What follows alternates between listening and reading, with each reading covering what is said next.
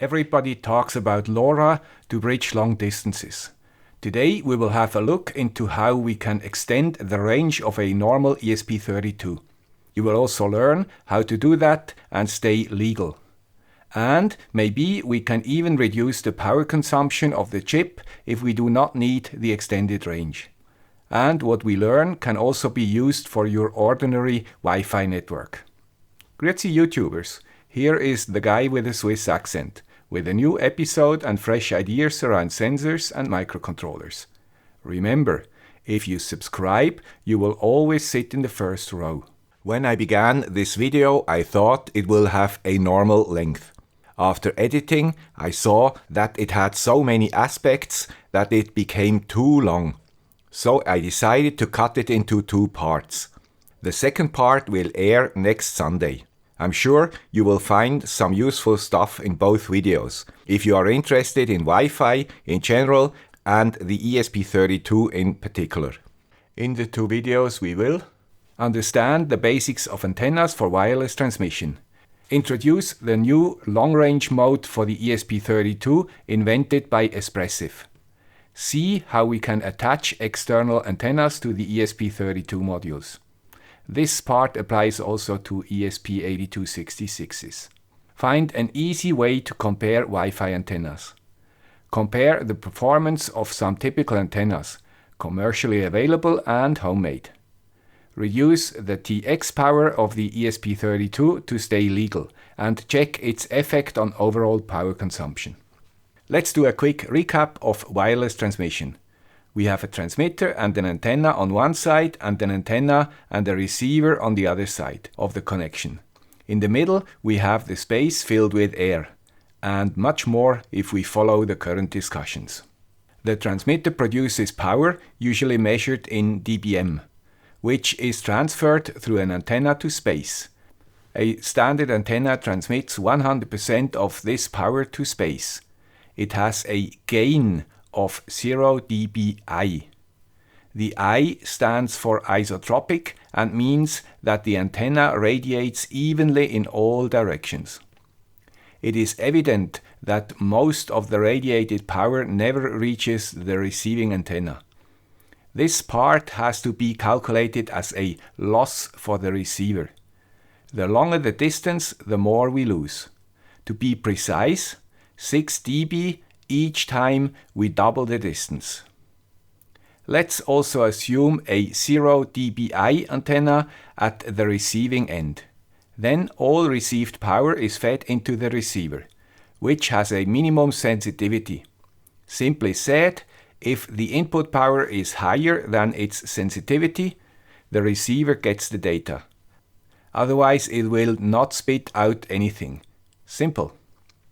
We can now start to change this system and find out how these changes affect range. If we increase the transmit power by 6 dBm, we can bridge double the range. If we add a thin 10-meter antenna cable, we quickly lose 6 dB and are back where we were.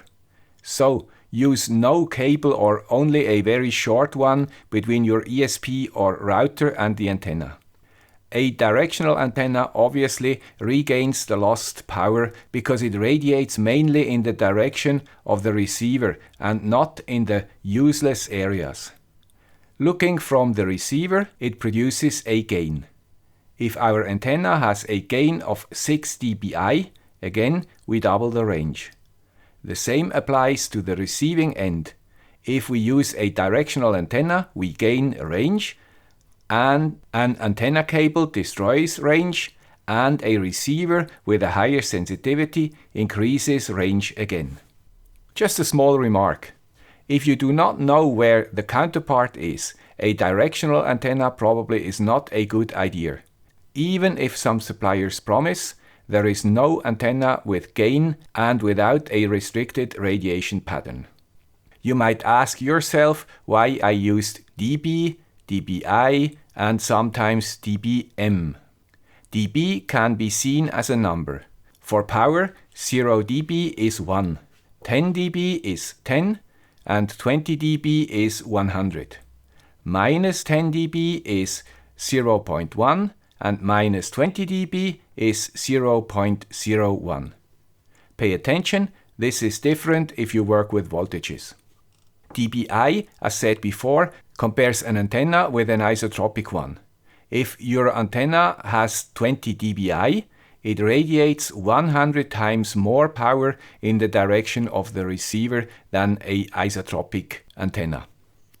And dBm means power. 0 dBm is 1 milliwatt. Therefore, 20 dBm is 100 milliwatt and minus 20 dBm is 0.01 milliwatt. Now we know enough about physics and we can go on to the other important topic, the law. All countries restrict power emissions into free space because it can disturb receivers of a third party.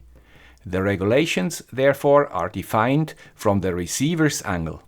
They limit the power emitted in the direction of the receiver. The relevant number is called ERP, effective radiated power, or sometimes EIRP, equivalent isotropic radiated power. Our ESP32s are FCC approved and legally produce a maximum of 20 dBm output power. And FCC accepts 2.4 GHz antennas with a maximum of 6 dB gain, which is provided by the regular rod antennas on your routers. Simply said, if we add a directional antenna with a higher gain on the transmitting side, we have to reduce the power of our transmitter.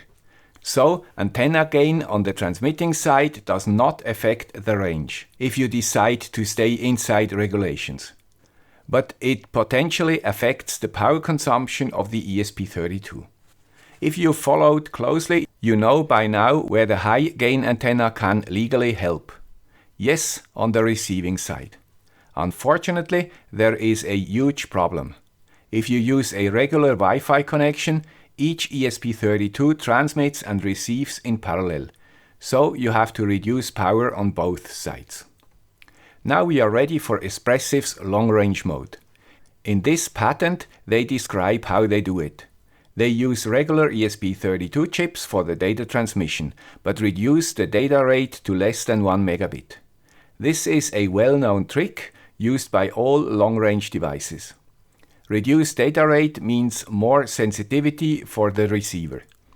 Together with a data reduction, bandwidth also could be reduced to improve sensitivity even more.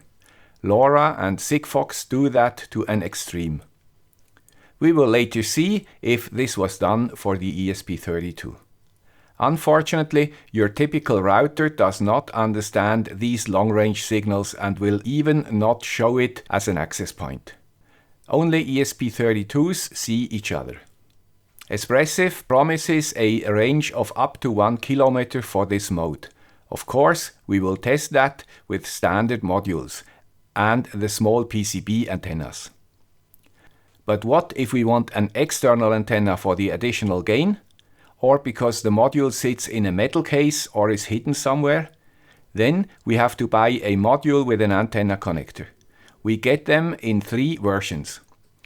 With an antenna connector only, with a PCB antenna and an antenna connector, with an unpopulated PCB where we can try to solder a separately purchased U.FL or IPX connector. Nothing for the faint-hearted. I use this VRover module from Espressif as a reference because it only has an antenna connector. Let's have a look at its rated output power. In 802.11b mode, it outputs the legal maximum of 20 dBm. Because I do not precisely know how FCC certifies, I choose the 11b mode as a reference for my measurements. Now the setup. I connect the ESP32 board to my spectrum analyzer, which is capable to display power patterns. The cable from the ESP to the analyzer is shielded and does not emit power to space. Because I also want to see if the connection to a second ESP32 works, I need an antenna. Therefore, I insert a directional coupler to measure the signal. It transfers most of the power to the antenna and a little bit to the spectrum analyzer. This signal is 10 dB less than the signal from the ESP32. This signal is further attenuated a bit by cables and connectors and ends up at around -4 dBm in the middle of the spectrum. I take this as a reference. By the way, the signals of all 4 modes look very similar, if we only compare the output power. I do not see a bandwidth reduction for the long-range signal. The reference is a board with only an antenna connector and no PCB or 3D antenna. Let's look now at a TTGO Mini. It has a PCB antenna and a connector. If we have a closer look at the diagram, we see that the antenna pin of the ESP32 is directly connected to the PCB antenna and also via a 0 ohms resistor to the antenna connector. Let's check what this means. I have 3 different boards. 2 came without the 0 ohms resistor. Only the PCB antenna was active. Without change, your external antenna does not work. The third came with the resistor mounted. Like that, both the PCB antenna and the connector are connected to the ESP32. Usually, you have to terminate all transmission lines with 50 ohms. Otherwise, you get a terrible SWR and lose power. As soon as you connect an external antenna, the 2 antennas are in parallel, and you see this effect. 10 dB loss on the external antenna compared with the reference. Remember, 6 dB halves the range. Not good. So I cut the connection to the PCB antenna on one board and got only 2 dB loss. Not bad for a small cut. I also checked other boards with connectors like this TTGO with an e-paper display. Also here, both antennas are in parallel if you connect an external antenna. At least we only have the expected 3 dB loss. I also did not see a simple cut to get these 3 dB back. The same with the TTGO board with an LCD. 4 dB loss and no easy solution. Please tell me if I missed something. Because I cannot measure the performance of the PCB or 3D antennas, I cannot tell you the effect of an open connector, but I assume it's not favorable. This TTGO board uses the correct method, a 0 ohms resistor which can either be connected to the 3D antenna or the connector. You have to change its direction if you want to use an external antenna. I also found this concept on other boards, but the resistors are tiny. Maybe you change them before your 10th coffee in the morning. So you know now how you can check your new boards and, if needed, adapt it to your needs. This quickly gets you quite some additional reach. But if you want more, the sequel will be for you. We will build a helical and compare it with a commercial panel antenna. And we will do some tests with our ESP32 long-range mode and see if it is worthwhile. I hope this video was useful or at least interesting for you. If true, please consider supporting the channel to secure its future existence. You find the links in the description. Thank you. Bye.